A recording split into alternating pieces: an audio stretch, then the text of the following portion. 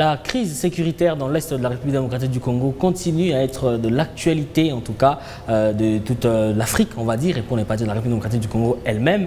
Nous avons abordé plusieurs aspects de cette crise sécuritaire, de cette agression rwandaise de la République démocratique du Congo. Nous l'avons plutôt décortiqué sur presque tous ces angles. Et aujourd'hui, nous allons parler de cette frange de la population la plus importante parmi le peuple congolais. Il s'agit de la jeunesse. Et bien, la jeunesse, précisément la jeunesse du Nord Kivu.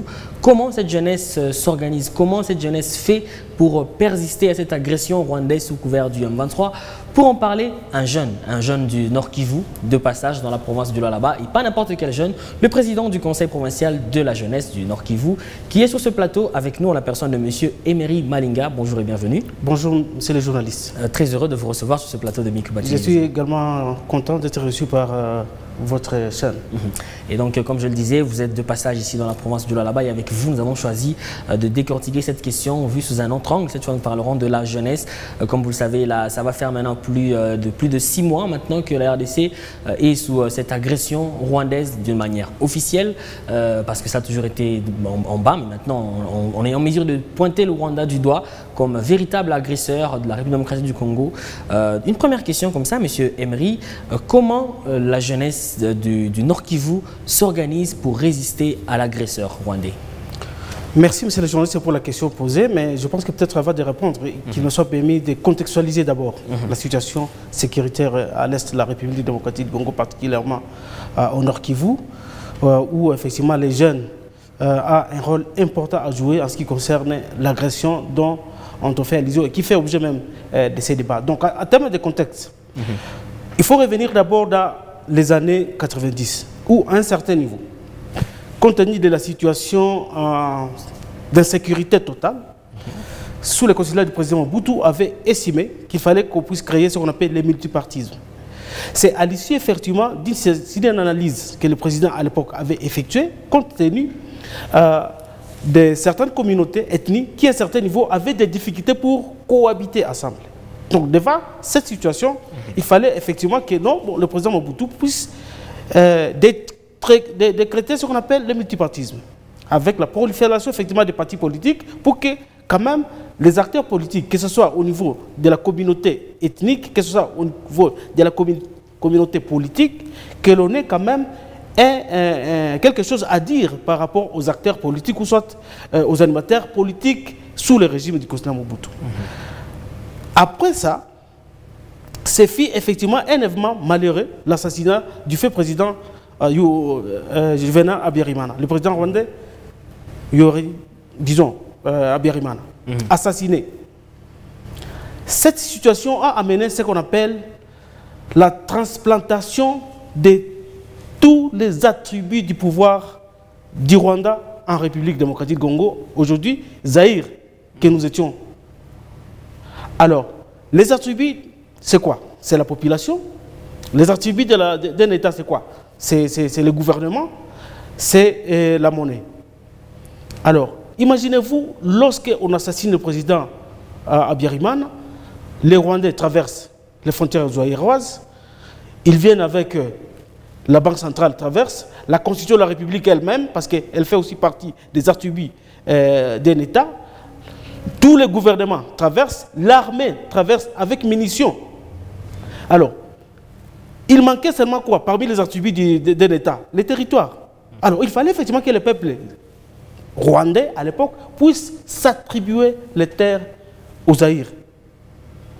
Et à s'attribuer les terres aux Zaïre, il fallait qu'il y ait une conquête face à quoi? Face à la population zaïroise qui était sur place. Et qui, à un certain moment, face aussi à cette menace, ne pouvait pas facilement accepter qu'on puisse leur arracher les terres de leurs ancêtres. C'est à cela, effectivement, que vous avez trouvé l'existence ou soit la création des groupes armés d'autodéfense locale. C'est à cela que vous avez trouvé la création de ce que nous avons appelé les Maï-Maï, avec toutes les dominations possibles qui puissent exister. Maï-Maï Mutomboki, Maï-Maï Kirikicho, Maï-Maï Kabutibutsi. Donc vous voyez, chacun dans son coin, face à cette agression, parce qu'il fallait que le peuple rwandais puisse se créer un territoire pour qu'effectivement les autres éléments constitutifs d'un État puissent s'exercer sur les territoires étrangers, Et face à la menace de ce peuple rwandais, il était tout naturellement possible qu'il y ait quand même ces créations-là. Alors, après ça, c'est fait quoi? La création de ce que nous avons appelé les RCD. Les RCD avec comme conséquence néfaste la constitution de plusieurs républiques. Il y avait une partie qui était gérée par les RCD Goma, l'autre partie était gérée par les RCD KML, l'autre partie était gérée par les Jean-Pierre Bemba, à l'époque, aujourd'hui vice-premier ministre. Donc, alors, les pays, face à cette situation de la création de ces partis politiques, parce qu'effectivement, on avait déjà décrété, je reviens effectivement aux années 90 avec le multipartisme, alors, et les groupes des rébellions qui se sont créées par rapport à ces situations de sécurité, on peut effectivement à ce que chacun puisse créer son propre État. Comme si cela ne suffisait pas, le CNDP surgit avec toutes les conséquences possibles sous le label Laurent Kunda. Avec toutes les conséquences, assassinats, meurtres, viols, tout ça. Et par la suite, c'est fait la création du M23. Donc, vous vous imaginez depuis les années 90, telles que je venais de les décrire, telles que je venais de les contextualiser, donc de 90 jusqu'à M23, que nous sommes en train de combattre aujourd'hui, vous réalisez que c'est une jeunesse tellement meurtrie et qui, à un certain niveau, ne sait pas que faire pour essayer de faire face à cette situation. Mais s'il faut qu'on parle du M23, maintenant on ne peut pas parler du M23 seul. Il faut qu'on parle du M23 1 et M23 2. M23 1 pourquoi? Parce que c'est M23 1 qui fut créé avant l'avènement de l'agression rwandaise que nous sommes en train tous de décrier. Et c'est ce que nous avons appelé le M23 2. Alors, maintenant, lorsque nous avons, par rapport maintenant à la question que vous avez soulevée, lorsque nous avons essayé de contextualiser ça, lorsque nous avons essayé d'expliquer ça à toutes les associations de la jeunesse du Nord Kivu, représentées par celles qui se trouvent dans la ville de Goma, on a estimé que non. Alors, le problème, ce n'était pas un problème interne zaïrois, le problème, ce n'était pas un problème interne congolais, c'est un problème étranger, lié par l'agression rwandaise aujourd'hui, qui s'est illustrée effectivement par toutes les violations possibles des droits de l'homme. Vous avez écouté parler des massacres de Kishiché. Aujourd'hui, il y a des corps sans vie, à décomposition totale qu'on est en train de ramasser, ça et là, sous les territoires contrôlés par les M23. Vous imaginez, alors, devant cette situation, et lorsque la jeunesse a compris effectivement qu'il s'agissait d'une question étrangère, il fallait que nous puissions maintenant prendre les mesures de précaution et comment est-ce que nous allons, nous, jeunesse, subvenir ou soit aider des institutions à place pour combattre ça. C'est ainsi que, dans un premier temps, nous avons estimé qu'il était nécessaire que d'abord nous puissions accompagner son Excellence Monsieur le Président de la République dans sa démarche de la recherche de la solution, dans la mobilisation tous azimuts demandant à toute la jeunesse de la province du Nord Kivu de pouvoir adhérer massivement et intégrer l'armée. Parce que avec les statistiques que l'on a données sur la voie publique, on a estimé que non, il fallait qu'il y ait quand même une forte augmentation à terme de nombre de militaires.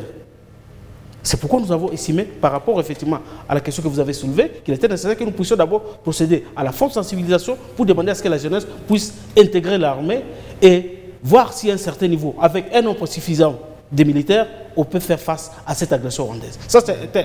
De deux, il fallait que nous puissions dire aux jeunes qui se sont perdus effectivement dans la création des groupes armés, ceux qui ont évolué sous le label des groupes armés et qui ont même des acquis des militaires, que ce jeune-là puisse comprendre que, ok, comme il n'est plus question interne par rapport au pays, c'est une question extérieure. Alors, l'extérieur, ce n'est pas seulement la colline où on a enterré mes parents, mes anciens parents. C'est une question d'État. Alors, lorsqu'il s'agit d'une question d'État, d'abord, il faut qu'on laisse les intérêts individuels, les intérêts ethniques, parce que nous avons parlé des questions ethniques lorsque nous avons frôlé avec vous la situation des années 90. Alors il fallait que l'ennemi là, qui vient de l'extérieur, puisse l'attaquer. C'est à cela que nous avons dit, jeunesse, vous qui êtes dans les groupes armés, est-ce qu'il y a lieu à ce que vous puissiez quitter là-bas? Comme maintenant il y a une ouverture et que nous venons de comprendre qu'effectivement la situation, ce n'est pas une question interne, mais c'est une question étrangère, liée par l'agression rwandaise, que vous puissiez intégrer l'armée. Deuxième solution que nous avons proposée aux jeunes. Troisième proposition, nous avons estimé qu'effectivement, une jeunesse qui a subi les atrocités depuis les années 90 et jusqu'à aujourd'hui, c'est une jeunesse qui a un certain niveau, une jeunesse qui a perdu les valeurs. D'autres se sont illustrés par les antivaleurs, drogue. D'autres se sont illustrés par la consommation des bières fortement alcoolisées et qui à un certain niveau a un impact négatif sur le mental. Du coup, ils deviennent quoi? Ils deviennent cruels. Face à certaines situations que l'État, les institutions également établies peuvent proposer par rapport à la stabilité de la région, aux autres du pays, ces jeunes-là sont hostiles, ils n'acceptent pas. Alors, qu'est-ce que nous avons fait comme troisième solution? Nous avons estimé qu'on puisse créer ce que nous avons appelé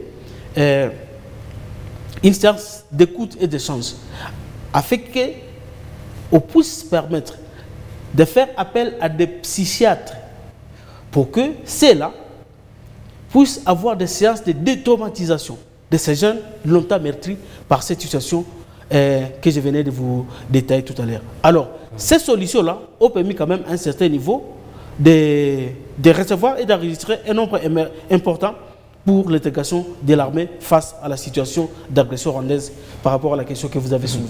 Alors, M. Emery, lorsqu'on voit également ces rebelles du M23 agresser l'Est de la République démocratique du Congo, pas dans ce mouvement, puisque vous avez parlé, vous avez fait bien sûr une très belle historique de toute cette situation sécuritaire à l'Est du pays, et justement on comprend que la jeunesse meurtrie et ceux-là qui sont rejetés, cruels, comme vous avez cité tout à l'heure, certains, on les voit, ils ont intégré ces groupes armés-là, certains, on les voit, ils ont intégré ces rebelles. Vous, en tant que président du Conseil provincial de la jeunesse, en tant que responsable de cette jeunesse du Nord Kivu, à votre niveau, comment vous y prenez? Parce qu'il n'y a pas des vieux dans le M23, il n'y a pas que des étrangers. Il y a également certains Congolais du coin qui sont dans ces mouvements rebelles-là.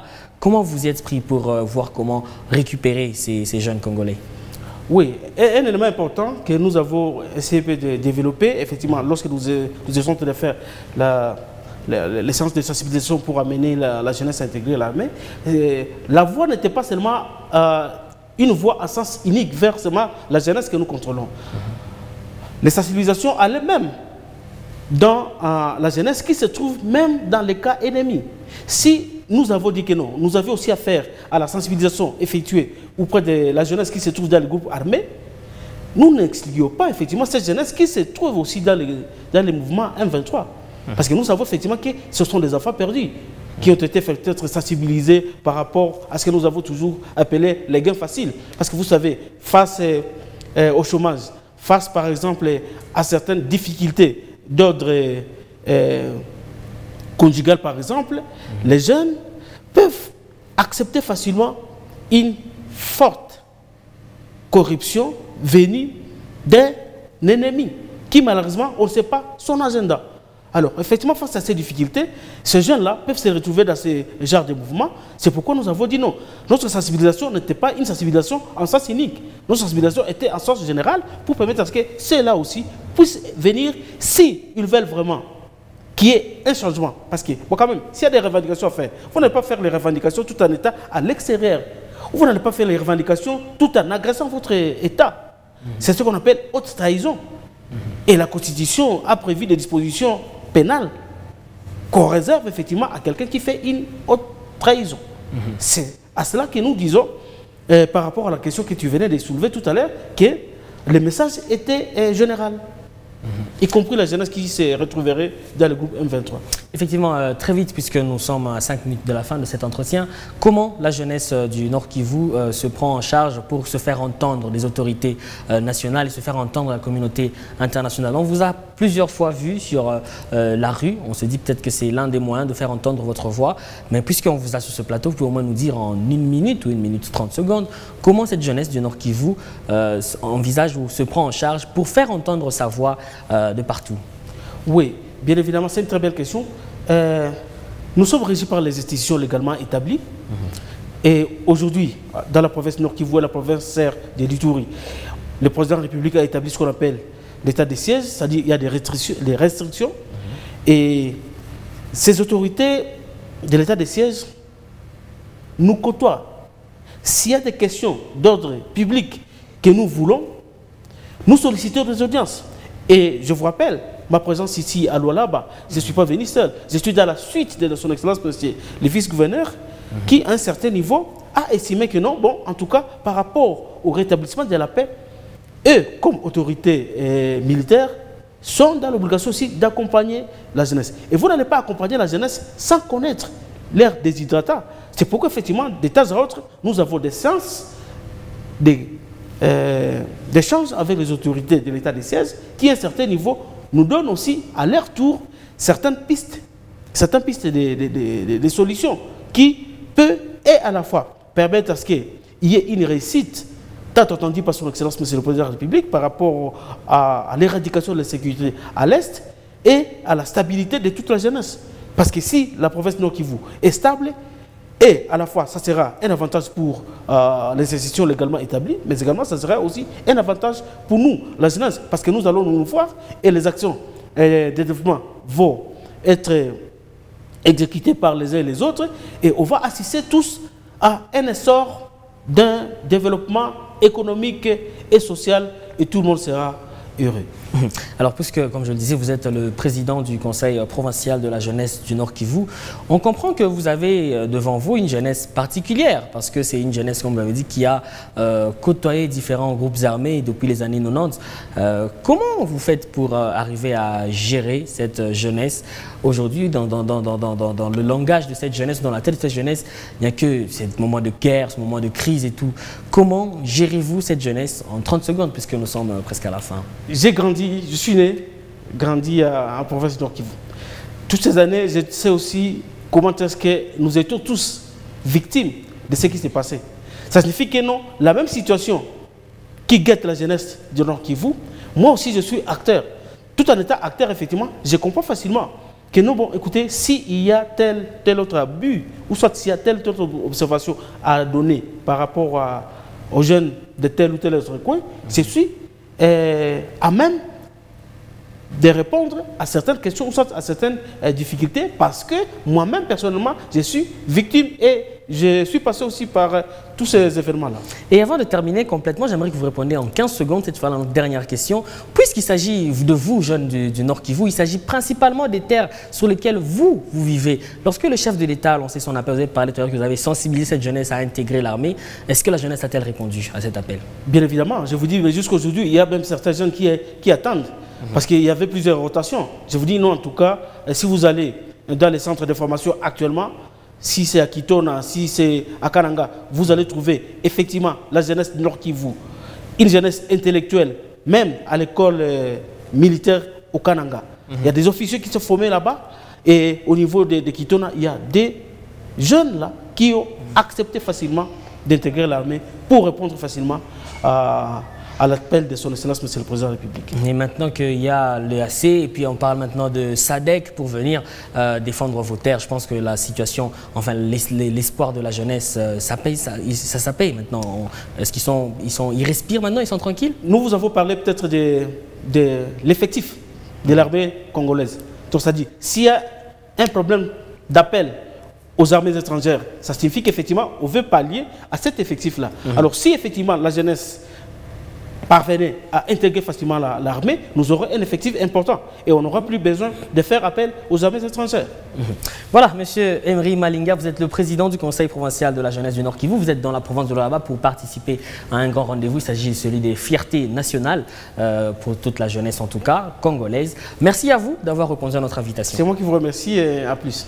Merci également à vous tous, fidèles téléspectateurs de Mikuba Télévision. Merci de nous avoir suivis de partout à travers l'Afrique et partout à travers la République démocratique du Congo. Cet entretien est terminé. On vous retrouve très prochainement. Au revoir.